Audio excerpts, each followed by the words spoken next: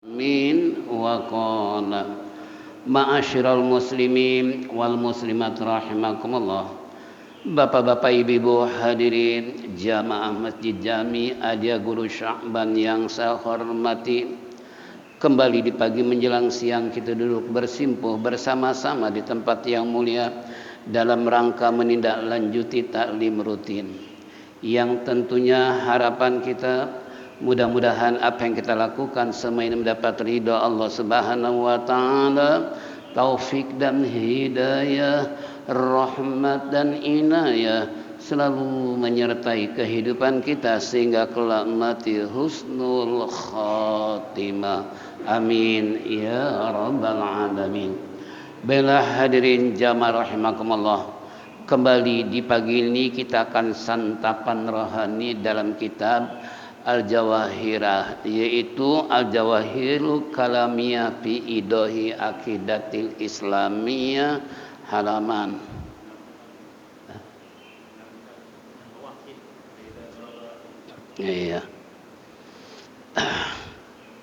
Bismillahirrahmanirrahim. Baca.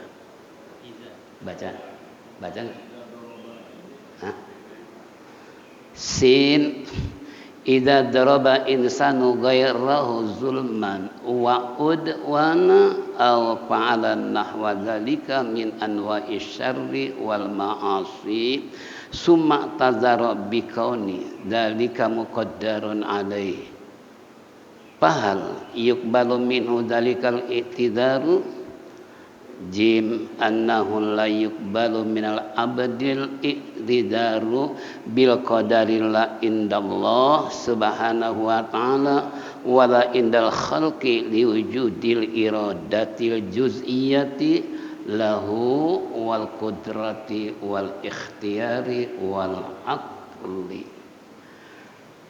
yang artinya telah berkata musannif, bila seorang manusia yaitu memukul orang lain dengan zalim karena permusuhan atau melakukan istilahnya sesamanya daripada perbuatan jahat dan kemaksiatan, lalu itu beralasan bahwa hal itu terjadi karena sedikit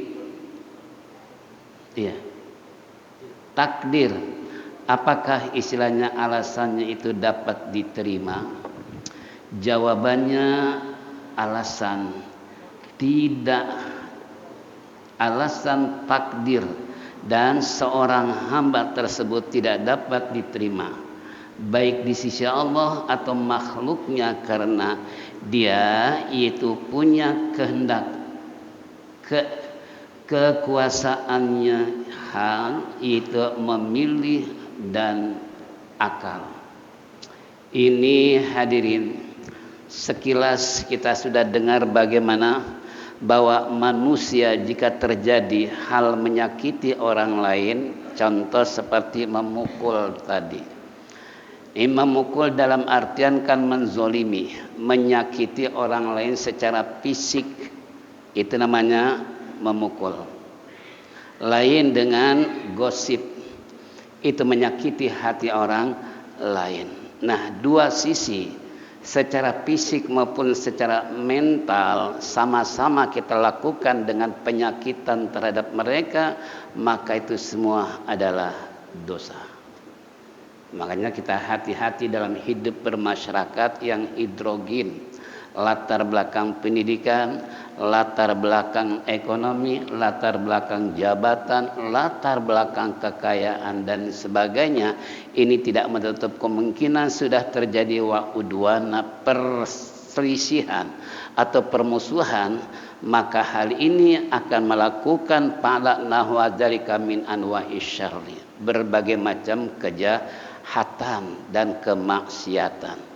Kalau orang sudah terjadi permusuhan, ini terjadinya permusuhan berawal dari jurus setan.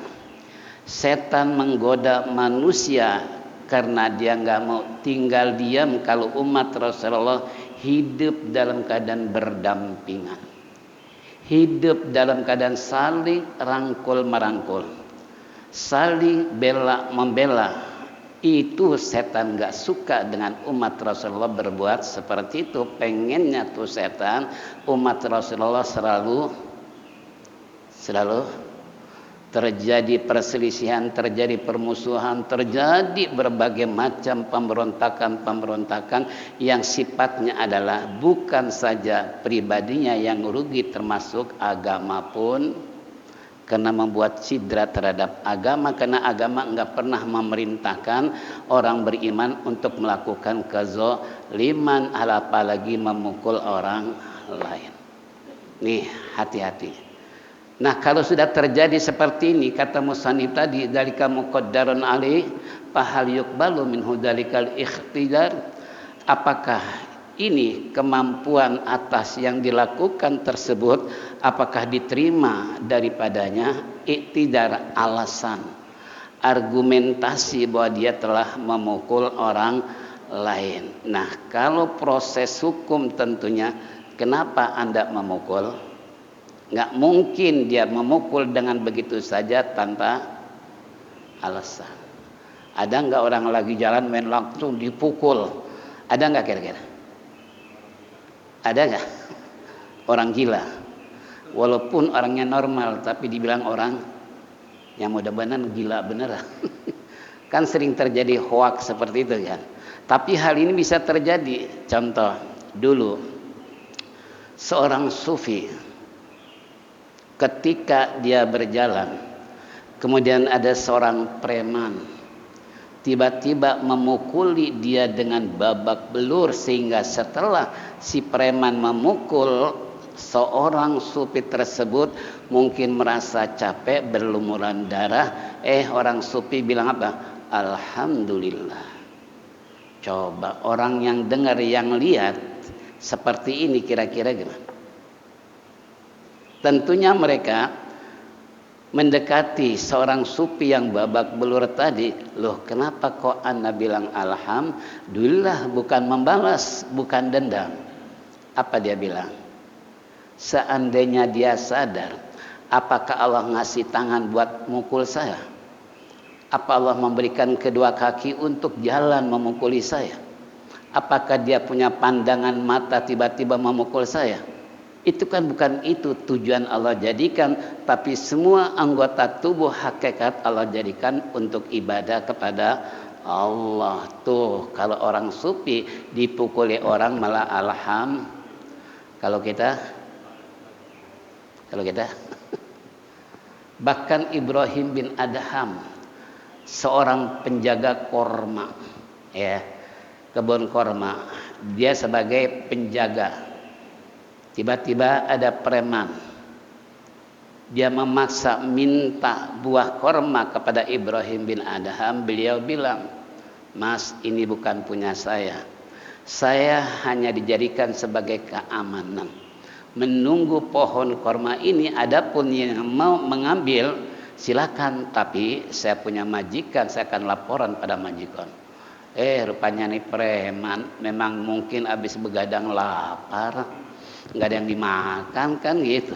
Apa adanya, kalau udah urusan perut kira-kira gimana? Nah, akhirnya Ibrahim bin Adham dipukuli. Setelah dipukuli, Ibrahim bin Adham dia nggak berontak, nggak membalas, diam seakan-akan apa yang terjadi dengan dirinya tidak ada apa-apa, padahal babak belur. Begitu preman berjalan, tiba-tiba ada orang yang melihat dari arah kejauhan. Bung, Anda kenal nggak yang dipukuli siapa? Lalu kata si preman, emang siapa dia? Itu orang yang termasyhur, seorang sufi yang sangat tawadu dan ahlul ibadah. Kenapa kok Anda begitu beraninya memukul dia? Kita mau bicara aja nggak bisa dengan beliau, apalagi Anda memukuli. Begitunya rupanya sadar Allah memberikan hidayah dan taufik kepada preman. Langsung dia kembali menghampiri Ibrahim bin Adham untuk minta maaf. Itu sampai segitunya. Bisa begitu? Bisa begitu? Ini baru diomelin istri aja udah istri main tampar aja. Itu kan? Baru saja diomelin suami, istri langsung ceraikan saja saya. Itu jangan sampai seperti itu. Kenapa? Hidup dan kehidupan manusia penuh dengan tantangan, penuh dengan godaan. Yang membuat godaan manusia itu adalah berawal dari hawa nafsu syaitan, supaya setan melihat umat Rasulullah nggak mau dalam keadaan damai, nggak mau dalam keadaan istilahnya mereka saling dukung mendukung, saling hormat menghormati. Itu setan nggak mau seperti itu. Makanya nggak aneh kalau di masyarakat terjadi hal seperti itu, berarti masukan setan. Itu kan. Nah, ini satu permasalahan kita. Jadi sekali lagi jangan sampai kita melakukan hal-hal yang dilarang oleh Allah, apalagi sampai memukul orang, apalagi sampai berbuat zalim terhadap mereka. Ini naudzubillah min dzalik. Loh, faktor dari masalah alasan kata musannif, hal itu adalah itu merupakan takdir seorang hamba tersebut tidak dapat istilahnya diterima baik di atas yaitu Allah atau yaitu makhluknya. Menurut logika atau menurut agama, ketika orang melakukan pemukulan atau kezaliman terhadap orang lain, apakah itu merupakan takdir dari Allah atau karena ingin pribadinya? Bapak memukul, istri memukul seseorang, apa itu takdir dari Allah atau kena nafsu bapak? Yang jelas pasti nafsu bapak. Kenapa? Karena Allah tidak menginginkan dunia ini penuh dengan kekalutan, penuh dengan berbagai macam hal pertikaian, enggak. Sampai Allah katakan wala tufsidu fil ardi ba'da islahiha, jangan kalian merusak di permukaan bumi setelah aku perbaiki. Itu sampai Allah mewanti-wanti jangan sampai orang beriman melakukan kerusakan terhadap baik alam, sesama makhluk, baik manusia ataupun binatang. Itu Allah melarang untuk tidak merusak semuanya itu. Tapi memang dasar manusia hobinya tukang merusak. Suruh jangan merusak malah merusak, suruh jangan bermusuhan malah bermusuhan, gitu kan. Suruh jangan istilahnya bertikai antara satu dengan yang lain, malah justru nggak dianggap istilahnya hidup manusia kalau nggak terjadi hal-hal yang tidak.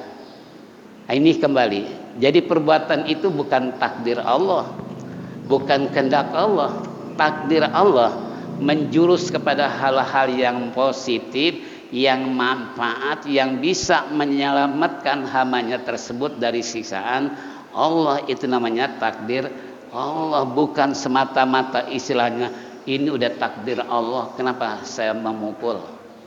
Nah, kira-kira logikanya gimana? Mas, kenapa Anda memukul istri? Ini udah takdir. Kenapa ada minuman keras? Udah takdir. Kenapa Anda berjudi? Udah takdir.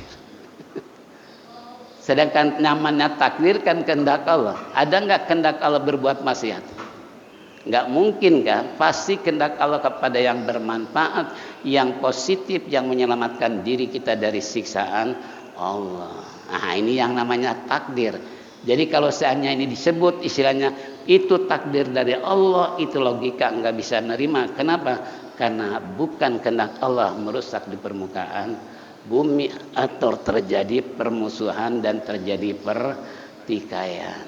Allah hanya melakukan perdamaian, ya, melakukan islah di antara satu dengan yang lain jika ada. Fa in tanazatum fi syai'in faradduhu ila Allah wa rasulih. Jika terjadi perselisihan, maka hendaklah kembalikan kepada Allah dan Rasulnya. Lihat di Quran, lihat di hadis, ada enggak Allah memerintahkan buat bermusuhan? Ada enggak? Enggak ada. Suruh lihat tuh Quran, suruh baca tuh hadis, supaya kita sadar bahwa ini adalah bukan takdir Allah, karena nafsu yang senantiasa menyetir hati seseorang yang supaya mereka adalah mendapat siksa dan masuk ke dalam neraka Allah. Itu naudzubillah min dzalik. Ya, nah, tapi tentunya bicara takdir, ada takdir mu'allaq, ada takdir mubram. Ada takdir yang keputusan Allah nggak bisa diganggu gugat, tapi ada takdir yang masih bisa diusahakan. Contoh, masalah kematian. Ini kematian siapapun dimanapun mereka ada berada pasti akan mati. Kullu nafsin za'iqatul maut. Setiap yang bernyawa pasti mati. Raja mati, presiden, rakyat mati, orang kaya mati, orang miskin mati, jamaah mati, ustadz jangan dulu belakang. Itu kan semua kan bakal mati. Nah, ini kematian kita ada yang tahu nggak? Kapan kita mati? Di mana kita mati? Walau fi burujil musayyadah, kata Allah, sekalipun kamu berada dalam bentengan yang kokoh, kalau memang kamu harus mati, pasti akan mati tanpa sebab apapun karena sesuai dengan kehendak Allah. Coba cerita Ashabul Kahfi bagaimana sih? Ya, 7 pemuda, 6 di antaranya mereka adalah di kalangan orang-orang kaya, pembesar sana, tapi mereka tidak ingin kehidupan seperti orang lain, kerjanya minuman, kerjanya berjudi, kerjanya bermusuhan segala macam, sehingga mereka hindari sampai meninggalkan keluarganya, meninggalkan rumah dengan kemewahan demi untuk mencapai kenyamanan, ketenangan dan ridha Allah Subhanahu wa taala. Coba begitu tengah jalan ada pengembala kambing, ditanya, mau kemana Anda? Kami nggak banyak tujuan, kemana harus pergi. Begitu mereka istirahat dalam sebuah buah gua, ya, begitu masuk ketiduran 301 tahun baru bangun. Nah, kira-kira sejarah ini kayak apa? Begitu masuk kecapean, begitu bangun sudah mencapai 300 tahun lebih dia tidur di dalam gua. Itulah yang disebut gua Ashabul Kahfi. Nah, waktu itu saya sempat masuk ke dalam gua Ashabul Kahfi. Memang hanya ada kerangka anjing di sana sebagai teman setia Ashabul Kahfi untuk menjaga, dan istilahnya si anjing tersebut siap untuk melakukan sesuatu yang ingin melakukan terhadap 7 Ashabul Kahfi. Coba sampai begitunya. Makanya nih anjing yang masuk surga cuman anjing ini doang. Semua anjing ada yang masuk surga? Gak ada. Ya, itu anjing Ashabul Kahfi. Dia di atas gunung. Ya, ini luar biasa. Jadi di atas gunung itu makam Ashabul Kahfi yang sekarang sulit untuk kita terima. Kenapa? Karena sudah tertimbun dengan batu-batuan yang ada di atas gunung. Nah, ini kembali kepada kita semua. Saya meninggalkan rombongan, naik ke atas karena ada masjid. Saya nggak betah kalau nggak lihat masjid, nggak masuk masjid. Begitu saya masuk mulai merinding, bulu roma, masjid apa ini? Begitu saya sholat gemetar, masjid apa kok sampai begini? Biasanya kalau masuk masjid adem, tenang, ini kok malah begitu viral, ternyata masjid itu adalah masjid jin. Untung nggak ketemu dengan jin. Kalau ketemu kira-kira ya ini saya disebut panggil Umi ame jamaah, Ustaz di mana? Kami udah nunggu nih mau kembali, kita mau ke Mesir, ya. Padahal saya lagi sholat, tapi dalam sholat nggak tenang. Kenapa? Pikiran dengan rasa takut dan khawatir karena beda dengan masjid yang lain, ternyata itu masjid apa? Jin. Nah ini contoh. Kalau nggak percaya datang aja ke sana. Siapa tahu bapak ketemu dengan jin. Tapi jangan coba-coba pengen ketemu dengan jin. Emang jin kayak apa? Pernah pengen ketemu? Saya langganan toko kitab di Darul Ulum. Ustadz Ali namanya, orang Bogor. Dia bilang gini, Ustadz, pengen ketemu sama jin nggak? Ngapain? Dikira pengen lihat jin kayak apa sih? Soalnya saya pernah ngamalin surat jin. Kan ada surat jin tuh. Aneh amalin tuh. Jam 12 aneh masuk musola. Begitu selesai zikir baca surat jin, terdengar suara angin bergemuruh luar biasa, sehingga seakan-akan kedatangan jin siap untuk apa? Untuk menampakkan dirinya. Tapi dengar angin yang begitu bergemuruh, saya udah takut duluan, akhirnya saya kabur. Nggak jadi bertemu dengan jin. Nah itu jangan dikira jin itu seperti kita. Dia kan makhluk halus, makhluk yang tidak tampak di pandangan manusia. Nanti paling ketemu di alam mahsyar ketika dikumpulkan oleh Allah antara jin dan manusia. Karena mereka dua jenis ini punya masalah dengan Allah. Makhluk lain mati, pohon-pohonan, binatang, pokoknya selain jin dan manusia enggak dibangkitkan di alam mahsyar kecuali dua jenis makhluk Allah, jin dan manusia. Loh kenapa? Karena makhluk Allah, jin dan manusia ini punya masalah dengan Allah. Masalahnya apa? Kata Allah, wa ma khalaqtul jinna wal insa illa liya'budun ma uridu minkum minar rizqi wa ma uridu ayyutimun.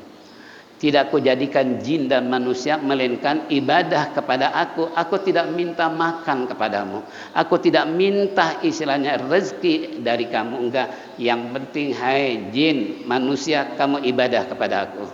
Ah ternyata setelah lahir ada yang ibadah, ada yang haram jadah.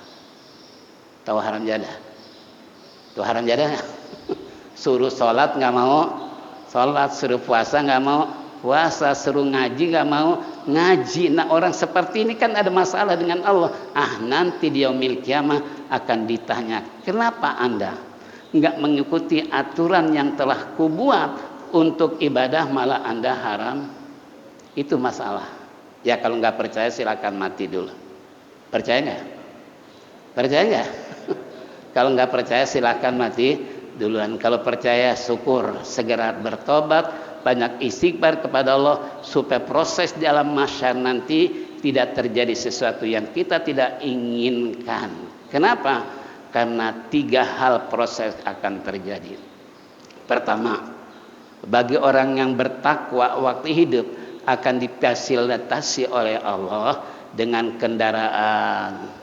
Itu kan, dengan hidup layak dihormati oleh Allah. Itu kalau orang yang bertakwa. Tapi kalau orang kafir, boro-boro dikasih kendaraan, boro-boro menikmati di alam mahsyar yang ada babak pelur, disiksa oleh Allah sehingga tidak mengenal alam yang begitu indahnya di dalam surga. Ada lagi Islam tapi maksiat. Orang Islam tapi ingkar kepada Allah, ingkar kepada Rasulullah. Ini posisi seperti ini antara orang bertakwa dengan orang kafir, berarti oposisi. Kalau namanya oposisi, posisinya ben. Ini contoh, itu digambarkan dalam sebuah kitab bahwasanya kita dikumpulkan di alam mahsyar karena punya masalah dengan siapa? Allah. Makanya kalau mereka yang takwa nggak punya masalah, iya kan? Karena kata ahli lughah yang namanya takwa bimtisali awamiri wajtina binawahihi, yang namanya orang bertakwa itu menjunjung tinggi perintah Allah, menjauhi larangan, itu namanya takwa. Nah kalau kita sudah bisa memegang dua hal ini, berarti anda termasuk orang yang Tapi kalau masih berani mencampur adukan antara istilahnya menjunjung tinggi perintah Allah luar biasa, salat berjamaah rajin,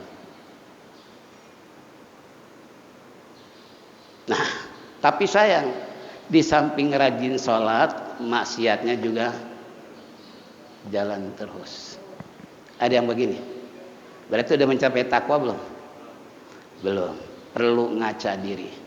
Perlu koreksi dan muhasabah. Kalau masih berani melakukan yang dilarang oleh Allah, berarti belum mencapai yang dimaksud dengan kata takwa. Kan gitu. Nah, kalau kita benar-benar komitmen, konsekuen dengan ketakwaan kita, dia tidak akan berani mencampur adukan yang hak dengan yang batil. Karena kita bisa nilai tadi, mana yang baik, mana yang enggak baik, mana yang zalim, mana yang tidak zalim. Itu kan Allah memberikan akal untuk berpikir supaya jangan salah langkah dalam kehidupan. Makanya tadi dikatakan kekuasaan hak memilih dan akal yang berperan dalam melakukan sesuatu. Karena ada hawa nafsu, benturan akal terkadang terkendali oleh hawa nafsu. Ini yang kita sulit hindari, ya. Makanya mari kita sama-sama yuk muhasabah diri, koreksi diri. Jangan sekali-kali kita untuk mentakdirkan perbuatan maksiat dari Allah. Sedangkan maksiat jelek apa bagus? Yang kata Allah katakan di sana dalam ayatnya bahwasanya ma asobaka min hasanatin paminallah wa ma asobaka min sayyatin pamin nafsik, gitu kan? Apa saja mengenakan dirimu kalau baik datangnya dari Allah, tapi kalau jelek datangnya dari dirimu sendiri, kan gitu. Apapun kejelekan itu jangan dinisbahkan, oh ini udah takdir Allah, ane tukang minuman, ane tukang joget, nyawer di panggung, ini udah takdir Allah. Ya ini si orang koplak namanya. Udah ketahuan itu maksiat tapi masih juga dilakukan. Ini bukan takdir. Itu kan, kalau yang takdir tadi adalah walaupun hak di tangan prerogatif, ada yang bisa diusahakan, ada yang tidak bisa diusahakan. Contoh mati, nggak bisa diusahakan dengan cara apapun karena memang waktunya. Jodoh, begitu juga. Siapa yang bisa menghela dari jodoh?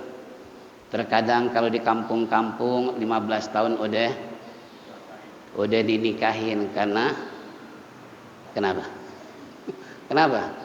Padahal menurut undang-undang perkawinan Indonesia minimal perempuan umur 19 tahun, laki-laki 21 tahun. Berarti berpikir udah matang, udah lulusan SMP, SMA. Tapi di kampung umur 15 tahun udah.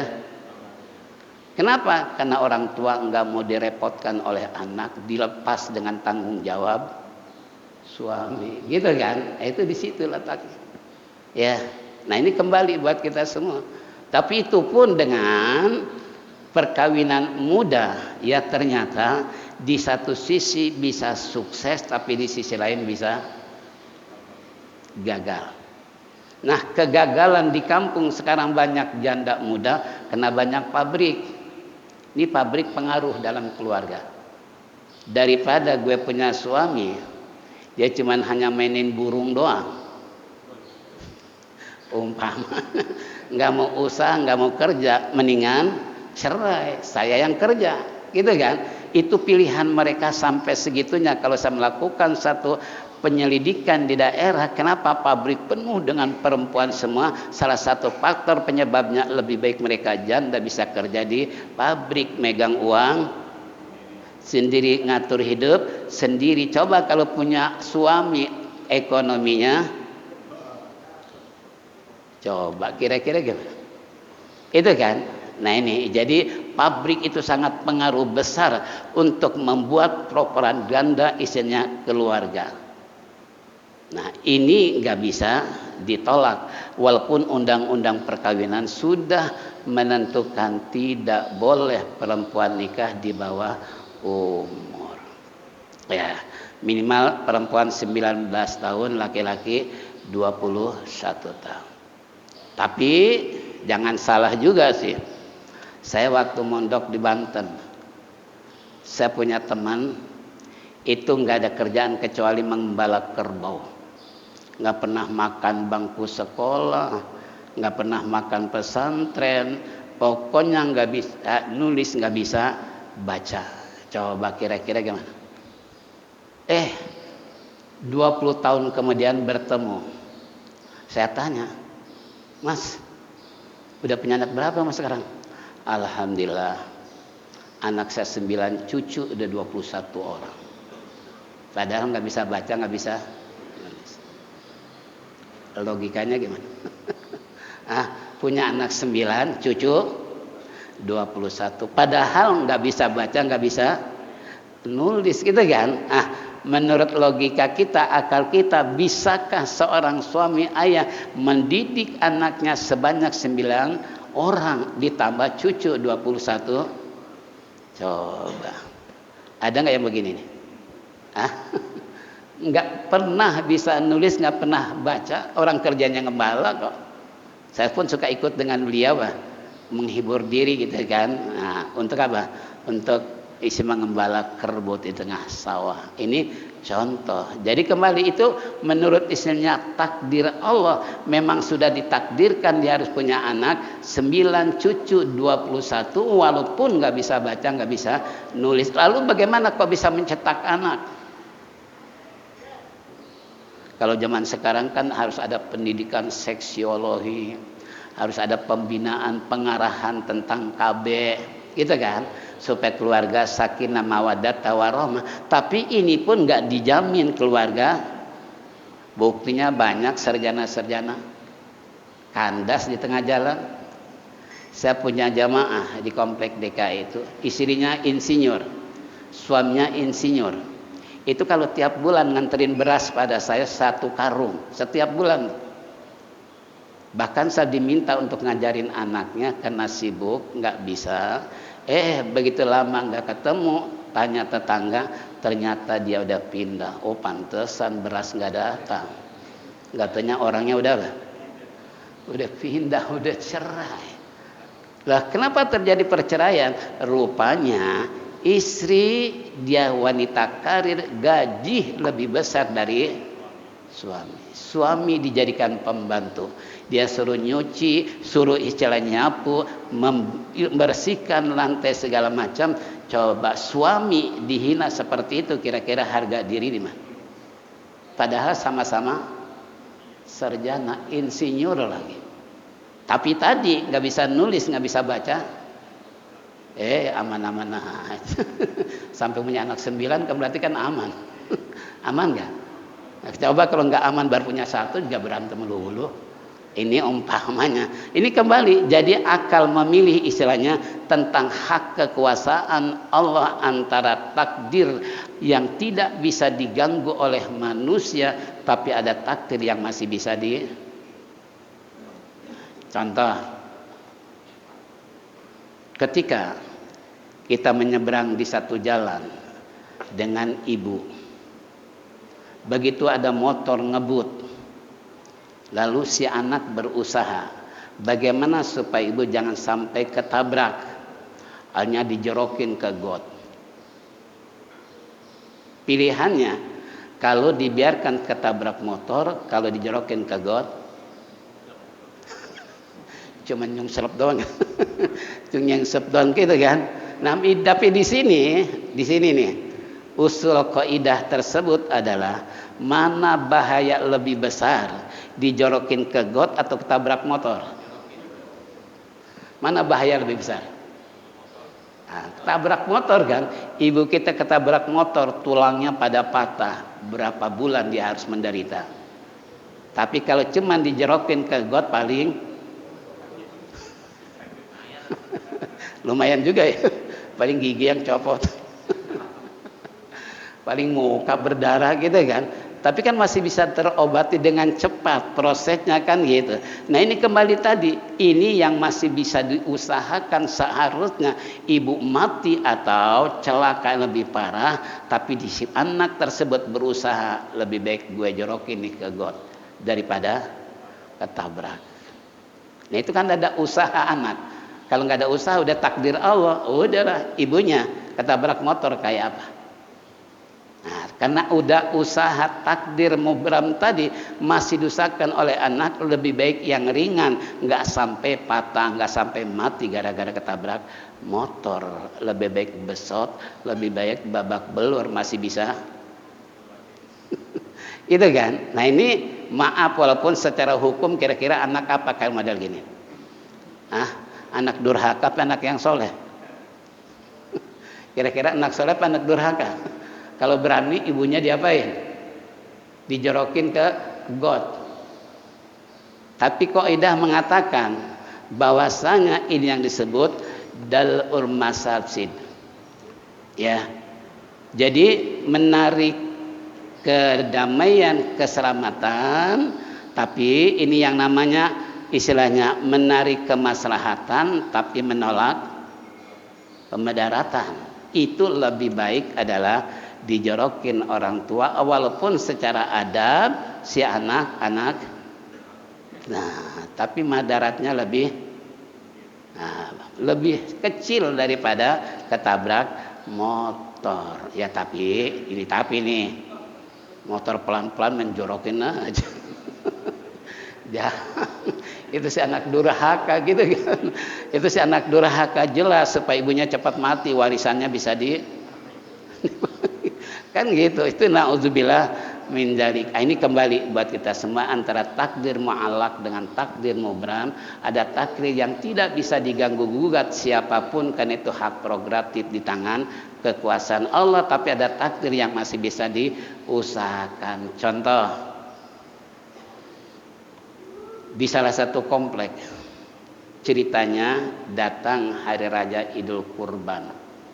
Panitia bawa proposal kepada perumahan yang ada di komplek, malam orang-orang elit. Nah, panitia bawa proposal. Begitu datang kepada salah seorang penghuni komplek, apa dia bilang? Maaf mas, kayaknya tahun ini saya nggak bisa korban. Kata orang tersebut tuh. Besoknya anaknya sakit mendadak masuk ke rumah sakit, seminggu itu 15 juta. Seandainya nih, siap untuk berkorban, terjadi nggak? Terjadi nggak?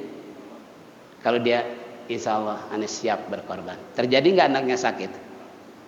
Kenapa? Karena as-shadaqatu tudfa'ul bala. Sedekah itu kan bisa nolak bencana.